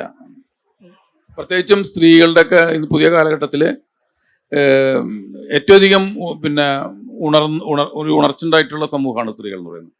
നമുക്കിപ്പോൾ സമീപകാലത്തുണ്ടായിട്ടുള്ള ഹേമ റിപ്പോർട്ടിൻ്റെ ഒക്കെ ഒരു വെളിച്ചത്തിൽ നമുക്കറിയാം അത്തരം അവകാശങ്ങളെക്കുറിച്ചും കാര്യങ്ങളെക്കുറിച്ചൊക്കെ ഉള്ള വലിയ ബോധ്യങ്ങളും പിന്നെ ഒരു ഉയർത്തെഴുന്നേൽപ്പുണ്ടായിട്ടുള്ള ഒരു വിഭാഗമാണ്. അതിന് തിരിച്ചുപോക്കൊന്നും ഒരിക്കലും ഉണ്ടാവാൻ പോകുന്നില്ല. അതെ, തിരിച്ചുപോക്ക് ഉണ്ടാവില്ല. അത് ഗ്ലോറിഫൈ ചെയ്യാതിരുന്നാൽ മതി. ഒരു സിനിമയിലെ സന്ദർഭം ഉണ്ടായതുകൊണ്ട് കുഴപ്പമില്ല, അതിനെ നോർമലൈസ് ചെയ്യുക, ഒരു റേപ്പിനെ നോർമലൈസ് ചെയ്യുക, അല്ലെങ്കിൽ സ്ത്രീനെ ആക്രമിക്കുന്നതിനെ ഗ്ലോറിഫൈ ചെയ്യുക, അതാണ് ശരി. അതിന് എല്ലാവരും കൂടി കൈയടിക്കുക, അതിലൊക്കെയാണ് പ്രശ്നം നമ്മൾ പറയുന്നുള്ളൂ. അത് തീർച്ചയായിട്ടും സമൂഹത്തിലുള്ള ചീത്ത കാര്യങ്ങൾ കലയിലും വരും സ്വാഭാവികമായിട്ടും. ഹരിയോട് ചോദിക്കാനുള്ള എന്താ വെച്ചാൽ, ഹരി ഒരു ഇന്റർവ്യൂവിൽ പറയുന്നുണ്ട് 12 വരിയിൽ ക്രിയ ചെയ്യുന്ന ആൾക്കാരാണ് ഞങ്ങൾ എന്ന് പറഞ്ഞു, ഈ രചയിതാക്കളെ കൊണ്ട്. അത് ഈ ക്രിയ ചെയ്യുക എന്ന് പറഞ്ഞാൽ രണ്ടർത്ഥമുണ്ട്, നമുക്കെല്ലാവരും അറിയാം. ഒന്ന് ചടങ്ങൊക്കെ ചെയ്യുക എന്നുള്ളത്, അതിലൊരു വൈകാരികതയുണ്ട്. പിന്നെ ക്രിയ ചെയ്യുക നമ്മൾ കണക്ക് ക്ലാസ്സിലാണ് കേട്ടിട്ടുള്ളത്, കണക്കിൽ നമ്മൾ ക്രിയ ചെയ്യും. അപ്പൊ ഈ സംഗീതത്തിൽ കണക്കുണ്ട്, വൈകാരികതയുണ്ട്. അപ്പൊ ഇത് രണ്ടും കൂട്ടിച്ചേർത്തിട്ടാണ് ഹരി പാട്ടുകൾ എഴുതുമ്പോൾ ഇപ്പോ TM കൃഷ്ണ പറഞ്ഞിട്ടുണ്ട്, പാട്ടുകളിലുള്ള ഭാഷ വാചികാർത്ഥത്തിലല്ല എടുക്കേണ്ടത്, അത് മെലോഡിയസ് ആയിട്ടാണ്, അത് സിലബവും മെലഡിക്കാണ്, അത് ഇതല്ല ലിംഗ്വിസ്റ്റിക് അല്ല എന്ന് പറയുന്നുണ്ട്. അത് ബിജിപാലും പല ഇന്റർവ്യൂവിലും പറയാറുണ്ട്. പാട്ടിന് അതിൻ്റെതായിട്ടുള്ള ഭാഷയുണ്ട്, അതൊരു സ്വരക്കൂട്ടമായിട്ടാണ് നമ്മൾ എടുക്കേണ്ടത്, അല്ലാതെ സാധാരണ കേൾക്കുന്നതിലല്ല. അപ്പൊ ഈ ഹരി കുറേ പാട്ടുകളിൽ പുതിയ പുതിയ വാക്കുകൾ, ഇപ്പോൾ ഒരു വറകാറ്റ് എന്ന് പറഞ്ഞിട്ടൊരു വാക്ക് ഞാൻ കണ്ടു, ജീവാംശം, പിന്നെ യോഷിതൊക്കെ ഒരു വാക്കാണ്, കോയിൻ ചെയ്തതല്ല, സ്റ്റിൽ യോഷിത എന്നൊക്കെയുള്ള വാക്ക് ഞാൻ ശരിക്കും ശബ്ദധാരാവലി നോക്കിയിട്ടാണ് അർത്ഥം മനസ്സിലാക്കിയത്.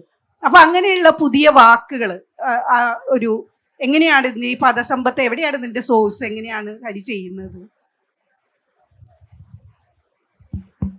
ഇല്ല, അങ്ങനെ തീർച്ചയായിട്ടും ശരിയാണ്. അങ്ങനെ പുതിയ വാക്കുകൾ നമുക്കിപ്പോ ഒരു വാക്ക് ഒരു സ്ഥലത്ത് വയ്ക്കുന്ന സമയത്ത് ആ വാക്കിനൊരു യഥാർത്ഥത്തിലൊരു അർത്ഥം ഉണ്ടെങ്കിൽ തന്നെ അത് ആ പാട്ടില് ആ കോണ്ടെക്സ്റ്റിൽ വെക്കുമ്പോൾ അതിന് വേറൊരു തരം ഭാവുകത്വം ആണ് ഉണ്ടാവുക. അപ്പൊ ഈ പറഞ്ഞതിന്റെ തുടർച്ച തന്നെ TM കൃഷ്ണയുടെ ബിജിപാലിന്റെ ഇതിൽ പറഞ്ഞു എന്ന് പറഞ്ഞതിന്റെ തുടർച്ച തന്നെ വേറൊരു ഭാവുകത്വം ഉണ്ടാവും എന്ന് ഭാസ്കരൻ മാഷ്ട പാട്ടൊക്കെ കേട്ടപ്പം ഒരു ഉപമ ഞാൻ ഒരിക്കൽ കേട്ടത്, നമ്മൾ ഈ ഉത്സവപ്പറമ്പിൽ ഇപ്പൊ ഇതുപോലത്തെ സ്ഥലങ്ങളില്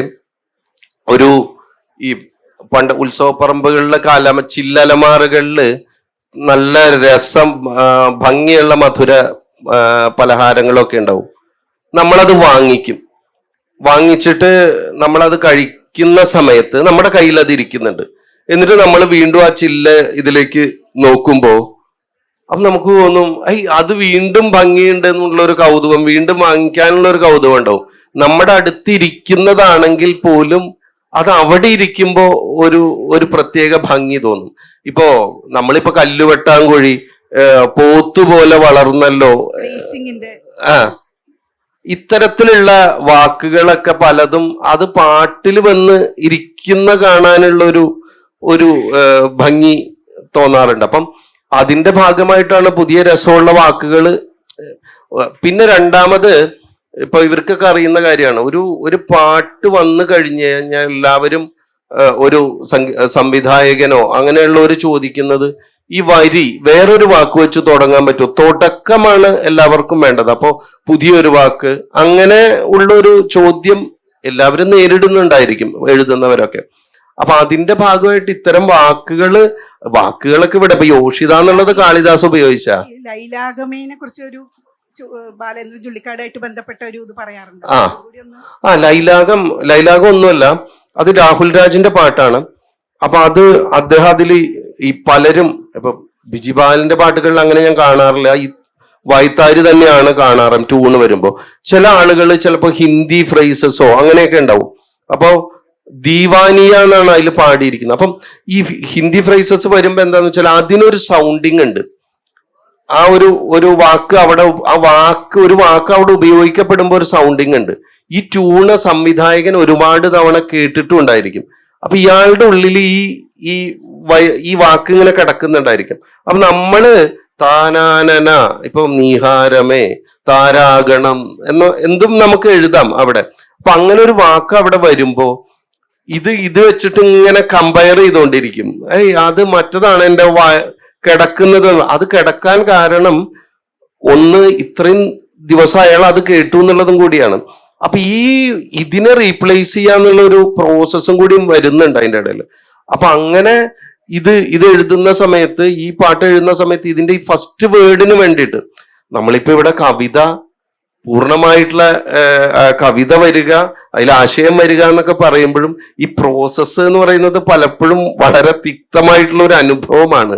ഇപ്പൊ ഇതിന്റെ ഉള്ളിൽ ഇത്തരം വാക്കുകൾ റീപ്ലേസ് ചെയ്യപ്പെടുക എന്ന് പറയുമ്പോ ഇപ്പം റഫീഖയ്ക്ക് മുറിബീഡിയുടെ ഒരു മാറ്റേണ്ടി വന്നിട്ടുണ്ട്. അങ്ങനെ വിജയേട്ടന്റെ പാട്ടിൽ തന്നെയല്ലേ അത്.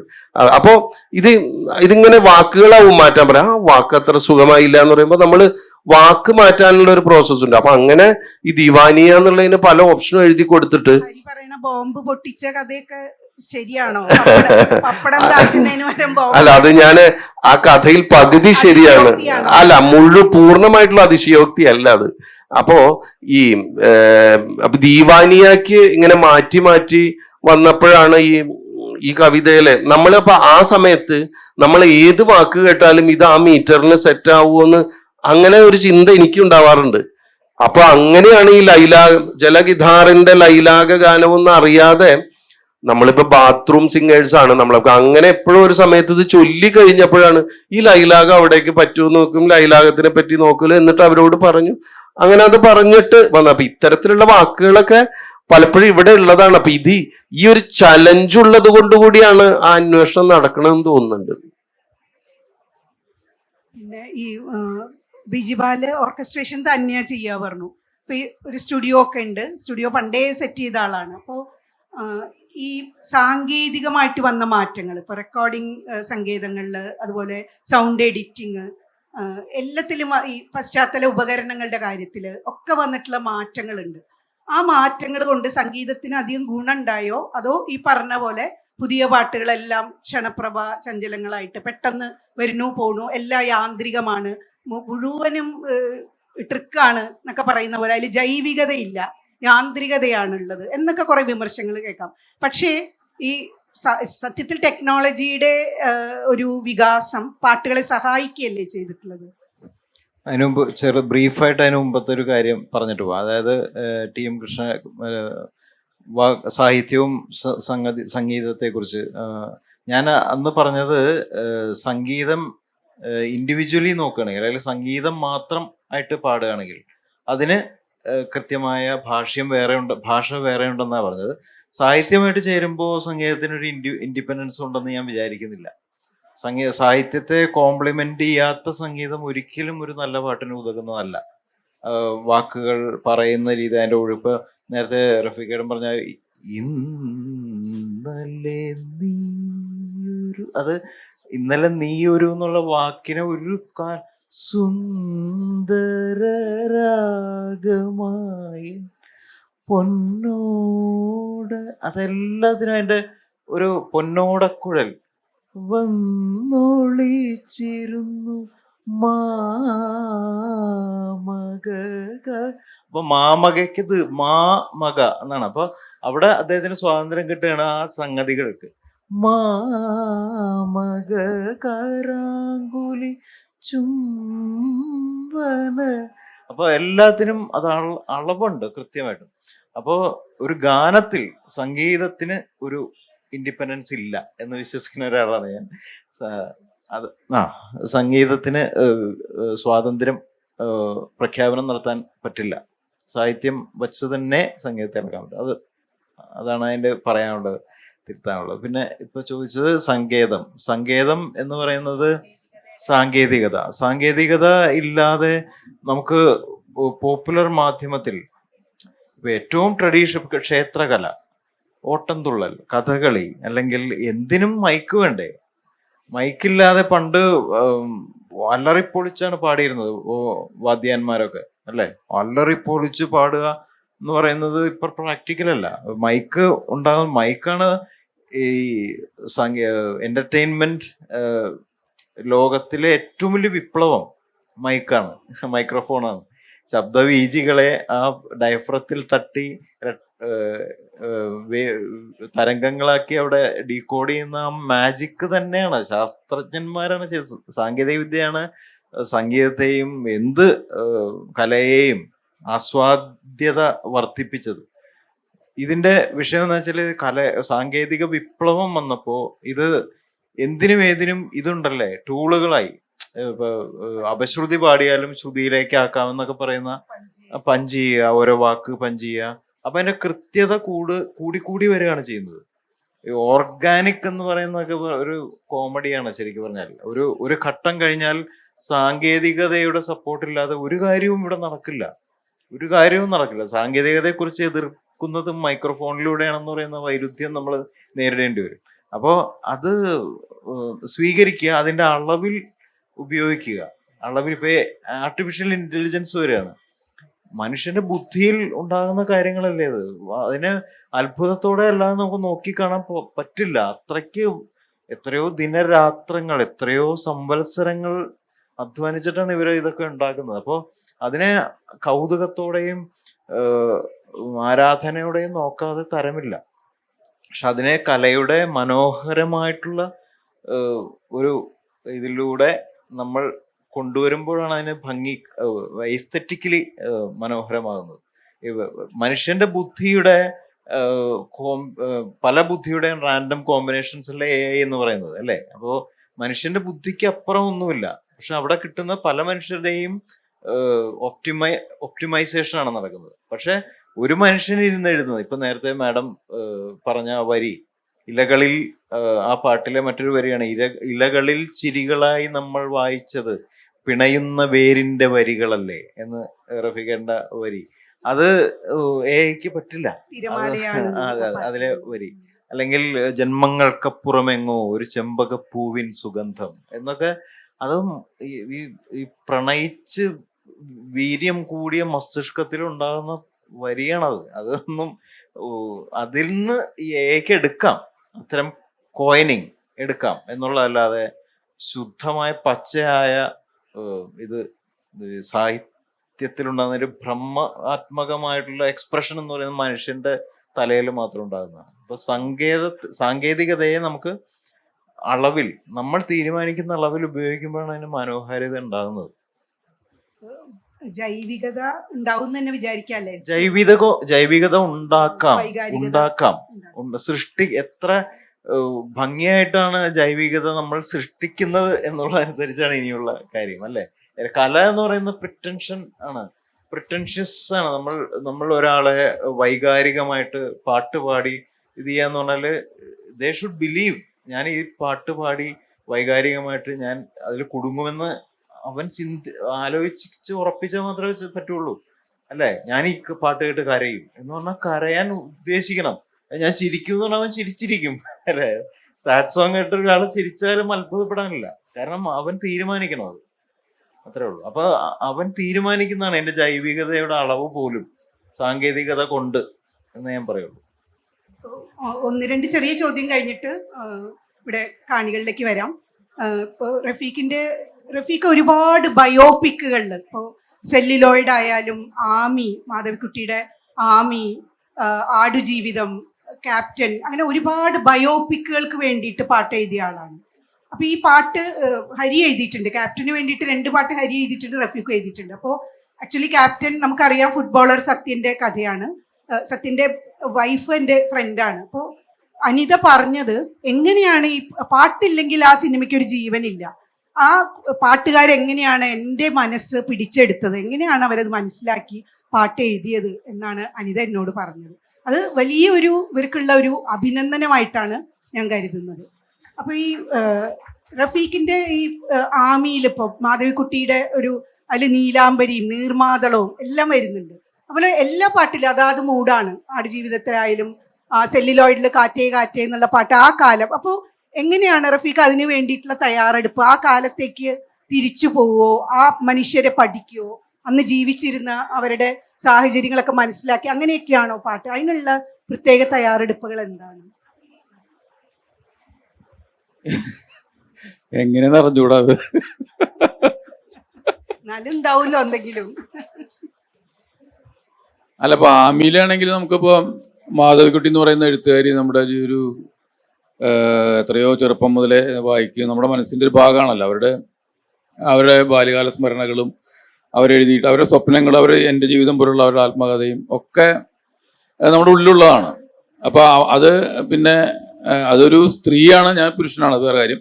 അപ്പോൾ അത്രയും വലിയൊരു എഴുത്തുകാരിയുടെ മനസ്സിലൂടെ കടന്നു പോയിട്ട് അവരുടെ വികാരങ്ങളൊക്കെ പാട്ടിലേക്ക് കൊണ്ടുവരിക എന്ന് പറയുന്നത് സത്യത്തിൽ വളരെയധികം വിഷമിക്കും ചെയ്തിട്ടൊരു സന്ദർഭമാണത്. പക്ഷെ അതങ്ങനെ നടന്നുപോയി എന്നുള്ളത് എനിക്ക് പറയാൻ പറ്റുള്ളൂ.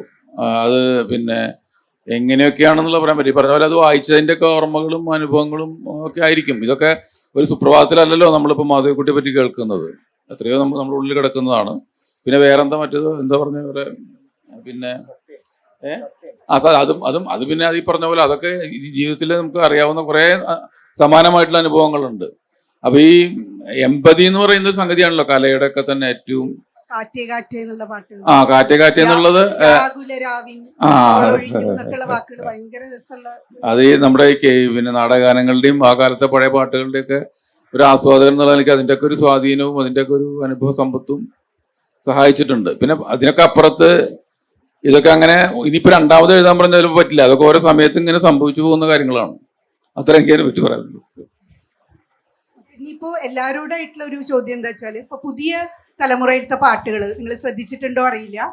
മുഹ്സീൻ പരാരി ഉണ്ട്, അതുപോലെ കുറെ എഴുതുന്ന ആൾക്കാരുണ്ട്. അപ്പൊ ആ പാട്ടുകളുടെ സ്ട്രക്ചറും അതെ കൃത്യമായിട്ടൊരു പല്ലവി അനുപല്ലവി ചരണ അങ്ങനെയൊന്നുമല്ല. അപ്പൊ തല്ലുമാലയിലത്തെ പാട്ടൊക്കെ എടുത്താൽ കർണാടക സംഗീതത്തിന്റെ സ്വരം വരുന്നുണ്ട്, മാപ്പിളപ്പാട്ടിന്റെ ഈണം വരുന്നുണ്ട്, ഇടയ്ക്ക് മറ്റേ സലീം കുമാറിന്റെ ഹരികഥ ഒരു കഥാപ്രസംഗം പോലത്തെ പ്രോസ് വരുന്നുണ്ട്. അങ്ങനെയുള്ള പാട്ടുകളാണിപ്പോൾ. അതുപോലെ വേറൊരു കാര്യം, ഇപ്പോഴുള്ള പാട്ട് സിനിമ നിറച്ച് നമ്മൾ OTT ഒരു വയലൻസിനെ ദ്യോതിപ്പിക്കുന്ന സിനിമയുടെ ടൈറ്റിൽ തന്നെ ഇപ്പോൾ കുരുതി, വൂൾഫ്, തല്ലുമാല, ആവേശം എന്നൊക്കെയുള്ള സിനിമകളും പാട്ടിലേക്കും ആ വയലൻസ് കടന്നു വരുന്നുണ്ട്. ഇപ്പോൾ കട്ടച്ചോര കൊണ്ട് ജ്യൂസ് അടിച്ച് സോഡാ സർബത്ത്, പിന്നെന്താ പേന കത്തി കൊണ്ട് വിദ്യാരംഭം കുത്ത് ഹരിശ്രീ. ഭയങ്കര വയലൻസ് ആയിട്ടാണ് എനിക്ക് തോന്നിയത്. പക്ഷേ ഇപ്പോഴത്തെ തലമുറ അത് ക്യാമ്പസിൽ വളരെ ആഘോഷിച്ച് നടക്കുകയാണ്. അപ്പൊ ഇങ്ങനെ ഈ വയലൻസിനെ നോർമലൈസ് ചെയ്യുന്ന സിനിമകളും പാട്ടുകളും അതിനെ കുറിച്ചിട്ട് എന്താണ് നിങ്ങളുടെ ഓരോരുത്തരും ഒരു ജസ്റ്റ് 1 or 2 ഒരു സെന്റൻസിൽ ഒന്ന് പറഞ്ഞാൽ കൊള്ളാം. എല്ലാവരും ഒന്ന് പറഞ്ഞാൽ കൊള്ളാം, പുതിയ പാട്ടുകളായതുകൊണ്ട്. അല്ലേ, ഇത് പല സ്ഥലത്തും ഞാനിത് കണ്ടിരുന്നു. ഇതിങ്ങനെ വയലൻസിനെ ഇതാക്കുന്ന ഒരു പാട്ട് എന്നൊക്കെ പറഞ്ഞിട്ട് എനിക്കതില് ഇവിടെ എല്ലാവർക്കും എടുത്ത് പറയാൻ ഒരു പാട്ടേ ഉള്ളൂ. ഈ പാട്ടാണ് പറയുന്നത്. ആ പാട്ടിലെ ആ കഥാപാത്രത്തിന്റെ മനസ്സാണ് ആ പാട്ടിൽ വന്നിരിക്കുന്നത്. അത് വൃത്തിയായിട്ട് എഴുതി വെച്ചു. ആ പാട്ട് ആഘോഷിക്കപ്പെട്ടു എന്ന് മാത്രമല്ല, നമ്മള് ശ്രദ്ധിക്കണം, നമ്മൾ എത്ര കണ്ട് നമ്മുടെ മലയാളം പാട്ടുകള് പുറമേക്ക് എത്ര കേൾക്കുന്നുണ്ട്. അതായത് പുറത്തുള്ളവർ, നമ്മള് പുറത്തുള്ള പാട്ടുകൾ കേൾക്കുന്നവർ എത്ര നമ്മുടെ ഇവിടുന്ന് കേൾക്കുന്നുണ്ട് എന്നുള്ളത് സംശയമാണ്. ആ സമയത്താണ് ഈ പാട്ട് എത്രയോ 56 കോടി ആളുകള് അതിലും അപ്പുറമായിരിക്കും, ഇപ്പൊ 100ന്റെ അടുത്ത് എത്തിയിട്ടുണ്ടാവും, കണ്ടൊരു പാട്ടാണ് അത്. അപ്പൊ എനിക്ക് അത് ആ പാട്ടിന് വേണ്ടിയിട്ടാണ് ചെയ്തത്.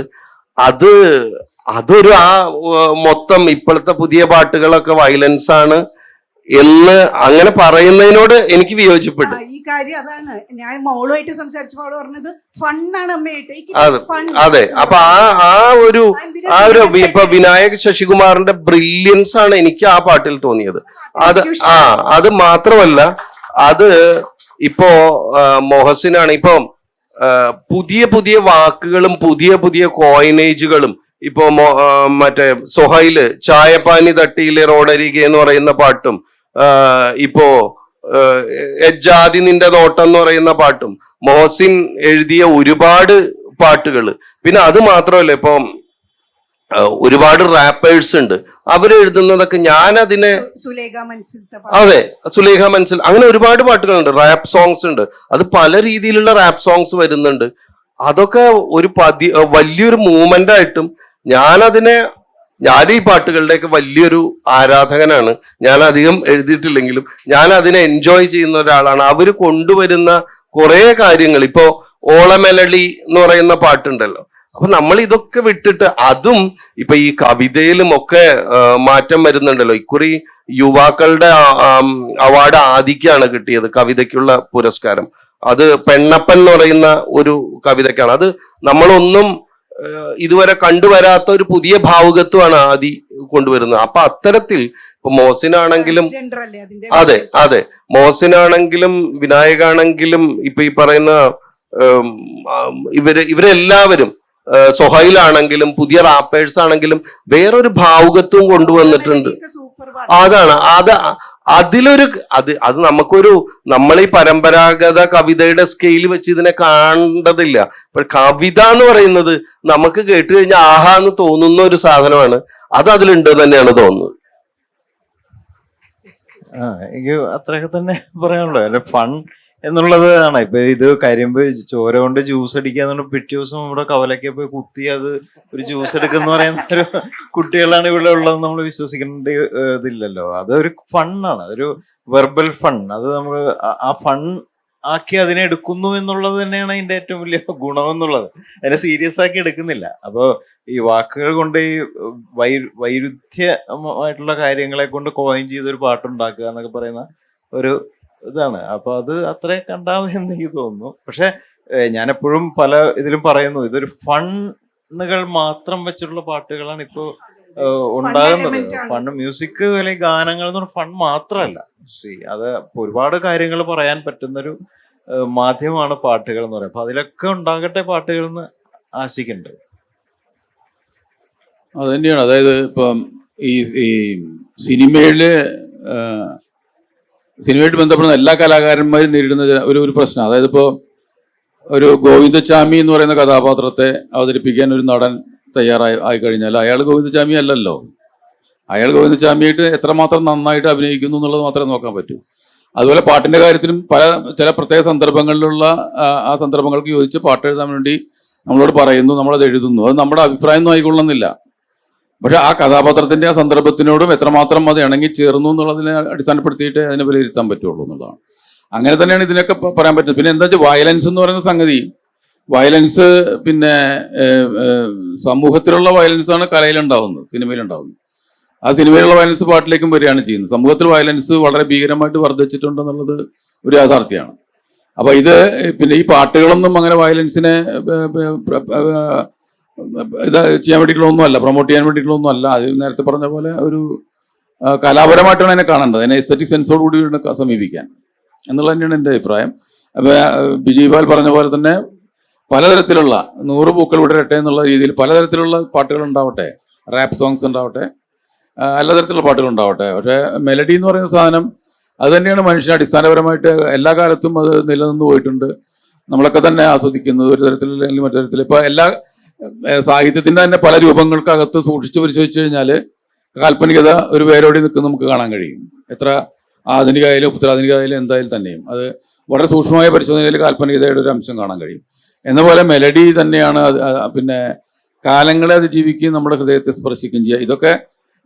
ഇതൊക്കെ ആവശ്യം തന്നെയാണ്. സമൂഹത്തിന് എല്ലാ തരത്തിലുള്ള പാട്ടുകൾ ആവശ്യമാണ്. അതൊക്കെ ഉണ്ടാവട്ടെ എന്ന് തന്നെയാണ് ഞാനും വിചാരിക്കുന്നത്. ഇനി സദസ്സിൽ നിന്ന് ഒരു ചോദ്യത്തിനുള്ള അനുവാദം ദയവ് ചെയ്ത് നേരത്തെ ചോദിച്ചവർക്ക് മറ്റുള്ളവർക്ക് വേണ്ടി ഒഴിഞ്ഞു കൊടുക്കണമെന്ന് അഭ്യർത്ഥിക്കുകയാണ്. ഒരാൾക്ക് പച്ച ചുരിദാർ, ഒറ്റ ചോദ്യത്തിനുള്ള സമയമേ ഉള്ളൂ.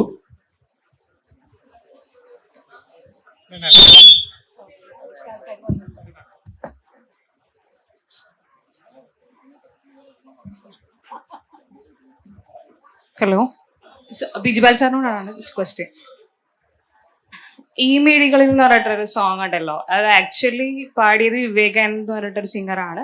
ബട്ട് നമുക്ക് സിനിമയിൽ കേൾക്കുന്ന മുരളി ഗോപിന്റെ വോയിസ് ആയിട്ടാണ് ഫീൽ ചെയ്യുന്നത്. അത് ആക്ച്വലി ഒരു ടെക്നിക്കൽ യൂസ് ചെയ്തിട്ട് അതൊരു ചേഞ്ച് ചെയ്തതല്ലേ. സോ അതെന്തിനായിരുന്നു? അത് ടോണ് പെട്ടെന്ന് പറഞ്ഞു തീർക്കാം. അത് ശരിക്കും പറഞ്ഞാൽ അതിന്റെ പിന്നിൽ ഒരുപാട് അധ്വാനം ഉണ്ടായിരുന്നു. എന്തിനാന്ന് വെച്ചാൽ ഈ വിവേകാനന്ദൻ എന്ന് പറഞ്ഞ സിംഗറെ കണ്ടെത്താനുള്ള അധ്വാനമായിരുന്നു. കാരണം ഈ ആ സിനിമ ചെയ്തവർക്ക് മുരളി ഗോപി പാടണം എന്നായിരുന്നു ആഗ്രഹം. മുരളി ഗോപി എന്ന് പറയുന്നത് പാടുകയും ചെയ്യുന്ന ഒരാളാണ്. പക്ഷെ ആ സമയത്ത് അദ്ദേഹത്തിന്റെ പേഴ്സണൽ ആയിട്ടുള്ള ചില പ്രതിസന്ധികൾ കാരണം പാടാൻ പറ്റിയില്ല. അപ്പൊ അദ്ദേഹം പാടണം എന്ന് പല സിംഗറിനെ കൊണ്ട് പാടിച്ചിട്ടും അത് മാച്ച് ആകുന്നില്ല. അദ്ദേഹം പാടുന്നതായിട്ടാണ്. അപ്പോൾ ഞാൻ നമ്മൾ കാസ്റ്റ് ചെയ്യുമ്പോൾ ഇപ്പോൾ ആമി എന്ന് പറയുന്ന സിനിമ മാധവിക്കുട്ടിയുടെ സാമ്യതയുള്ള ആളുകളെ തപ്പി നടക്കുമല്ലോ, അതുപോലെ ഞാൻ ഈ മുരളി ഗോപിയുടെ കണ്ഠനാളവുമായി സാമ്യമുള്ള സിംഗേഴ്സിനെ വെറുതെ കണ്ടു കഴിഞ്ഞാൽ അറിയാൻ പറ്റില്ല. പക്ഷെ ഞാൻ ഈ ടോൺ വെച്ച് മാച്ച് ചെയ്ത് വിവേകാനന്ദൻ ശരിക്കും പറഞ്ഞാൽ ആ പാട്ടുകാരൻ മുരളി ഗോപിയുടെ ടോണിന്റെ ഒരു 10 വയസ്സ് താഴെയുള്ള ടോണായിട്ട് ഞാൻ കണ്ടെത്തി. അപ്പോൾ നമുക്ക് ഇതിന്റെ ഒരു ടെക്നോളജിയിൽ നമുക്ക് ഫോർമെന്റ് എന്ന് പറയും. ഫോർമെന്റ് ഈ ടോണിന്റെ ഇന്റൻസിറ്റി കുറയ്ക്കുകയും കൂട്ടുകയും ചെയ്യുന്ന ഒരു സങ്കേതമാണ് ഫോർമെന്റ് ഷിഫ്റ്റിംഗ് എന്ന് പറയുന്നത്. ഈ ഫോർമെന്റ് താത്തി വന്നപ്പോൾ ഒരു 10-15 വയസ്സ് കൂടി ടോൺ മുരളി ഗോപിയുടേതായി മാറി എന്നുള്ള. ശരിക്കും പറഞ്ഞാല് വിവേകാനന്ദൻ ഒരു 10-15-20 വർഷം കഴിയുമ്പോൾ മുരളി ശബ്ദമായി മാറും ഒറിജിനലി. മനസ്സിലായോ? അത്രേ ഉള്ളൂ അതില്. അതിന് സാങ്കേതികതയെ സഹായിച്ചു. അതെ, സാങ്കേതികത. അത് ആ സമയത്ത് അങ്ങനെ ഒരു പരീക്ഷണം അത് സംഭവിച്ചിട്ടുള്ളതെന്ന് എനിക്ക് തോന്നുന്നു. റഫീഖേട്ടനാണ് ആ പാട്ട് എഴുതിയത്. ഈ പറഞ്ഞതിന് കൂട്ടിച്ചേർത്ത് പറയാനുള്ള ഒരു കാര്യം, സ്വപ്നം ഒരു ചാക്ക് എന്ന് പറയുന്ന ഇദ്ദേഹത്തിന്റെ പ്രശസ്തമായ ആ ഗാനം പാടിയ അരുൺ അലാട്ടിനെ ഇതുപോലെ റേഡിയോ മാംഗോയുടെ ഒരു മ്യൂസിക്കൽ റിയാലിറ്റി ഷോയുടെ പാർട്ടിസിപ്പന്റ് ആയി വന്നപ്പോൾ അദ്ദേഹത്തിന്റെ ശബ്ദം തിരിച്ചറിഞ്ഞ് അദ്ദേഹം അതിൽ വിന്നറായിട്ടില്ല, പക്ഷേ വിജയായിരുന്നു അതിലൊരു ജഡ്ജായിട്ടുണ്ടായിരുന്നത്. ആ ശബ്ദം തിരിച്ചറിഞ്ഞ് പിറ്റേ ദിവസം സ്റ്റുഡിയോ കൊണ്ടുപോയി പാടിച്ച് ശബ്ദം ടെസ്റ്റ് ചെയ്ത് അങ്ങനെയാണ് സ്വപ്നം ഒരു ചാക്ക് എന്ന പാട്ട് അരുൺ അലാട്ട് എന്ന ഒരു ഗായകന് ജന്മം കൊടുത്തത്, ഒരു പിന്നണി ഗായകന് ജന്മം കൊടുത്തതെന്ന് പറയാം. ഒരു മലയാളത്തിൽ എഴുതപ്പെട്ടിട്ടുള്ള ഏറ്റവും മനോഹരമായിട്ടുള്ള പി കുഞ്ഞിരാമൻ നായരുടെ 4 വരി, അത് കളിയച്ചൻ എന്നുള്ള പടത്തില് അത് കമ്പോസ് ചെയ്ത് പാടാനുള്ള ഭാഗ്യം ഉണ്ടായത് ബിജിപാലിനാണ്. അതൊന്നും ഇവിടെ പാടിയാൽ. ചേച്ചി പറയുന്ന ഒരു 4 വരി എനിക്ക് ഫോൺ ചെയ്ത് പറഞ്ഞ് പാടണം പറ്റുമെന്നുള്ളത്. അപ്പൊ അതിൽ ഈ മേജർ ഒരു അതാണ് എന്നെ നമ്മളെ എല്ലാരെയും അത്ഭുതപ്പെടുന്നത്. അപ്പൊ അതിങ്ങനെയാണ്: അന്ധകാരത്തിൽ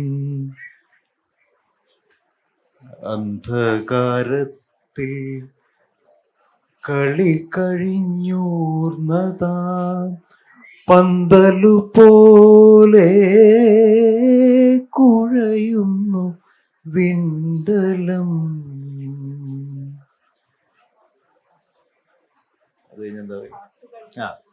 പാട്ടു കഴിഞ്ഞ് ഗായകൻ വച്ചതാം ചേങ്ങിലം പോലെ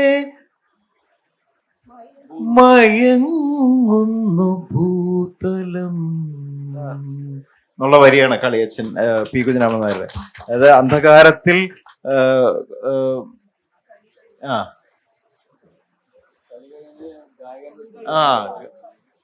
അതെ, അന്ധകാരത്തില് ഒരു കഥകളി കഴിഞ്ഞിട്ട് അവിടെ കിടന്ന് ഉലയുന്ന പന്തല് പോലെ ആകാശം കാണുന്നു.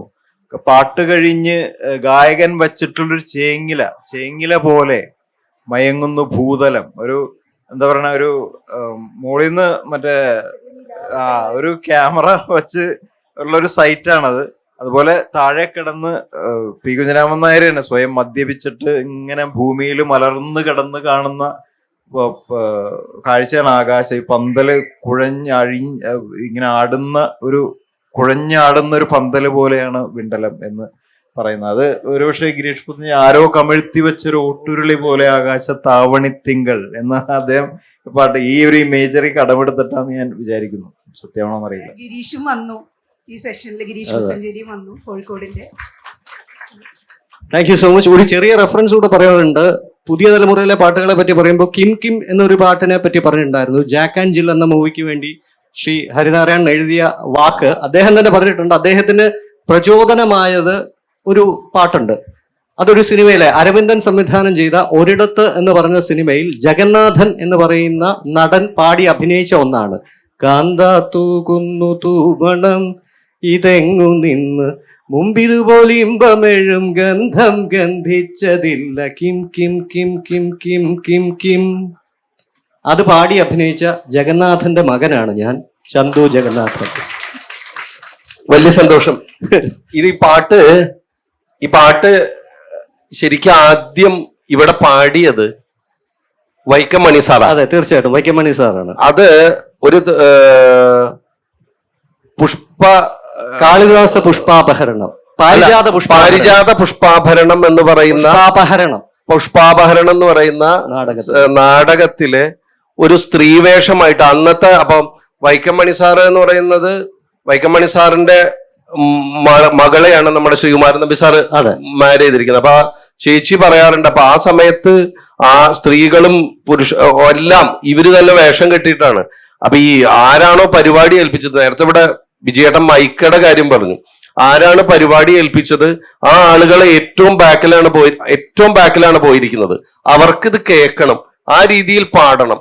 അങ്ങനെ പാടി തൊണ്ട പൊട്ടി ക്ഷയം വന്നിട്ടാണ് ആ പല കലാകാരന്മാരും പോയി എന്ന് പറഞ്ഞിട്ടുണ്ട്. അപ്പൊ എനിക്ക് ഈ പാട്ടിന്റെ വീഡിയോയുടെ ഫ്രണ്ടില് ഞാൻ നിർബന്ധിച്ചിട്ടാണ്, സന്തോഷ് ശിവനാണ് മൂവി ചെയ്തത്, അപ്പൊ അദ്ദേഹത്തിന്റെ ആ പേരും ആ ട്രിബ്യൂട്ടും കൊടുത്തിട്ടുണ്ട് തീർച്ചയായിട്ടും. തീർച്ചയായിട്ടും വളരെ നന്ദി. അത് അച്ഛന്റെ മരണശേഷം കുറെ കാലത്തിന് ശേഷം കുറെ വർഷങ്ങൾക്ക് ഇപ്പുറം അതൊരു ചർച്ചയായി വന്നതിൽ മകൻ എന്നുള്ള രീതിയിൽ എനിക്ക് വലിയ അഭിമാനവും സന്തോഷവും ഉണ്ടാക്കിയ ഒരു കാര്യം തന്നെയായിരുന്നു. Thank you so much.